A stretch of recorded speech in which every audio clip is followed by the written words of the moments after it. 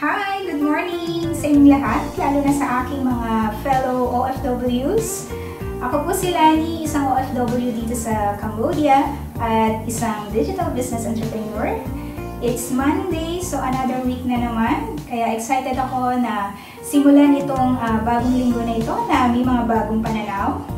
Gusto ko lamang pong i-share kung bakit kailangan natin mga OFW or full-time employee na mag-set up ng digital business habang tayo ay nagtatrabaho. Kasi bilang OFW or full-time employee, mahalaga yung pagkakaroon ng another resource katulad nitong digital business para sa ating kinabukasan at sa kinabukasan ng ating pamilya. Hindi lamang po ito patungkol sa pagkakaroon ng extra income, ito rin ay para magkaroon tayo ng financial protection kung sakaling magkaroon ng mga hindi inaasahang sitwasyon. Kaya po, simulan na po natin itong linggo na ito na may plano para sa ating financial freedom. At lagi po natin tandaan na yung success ay hindi isang bagay na hinihintay.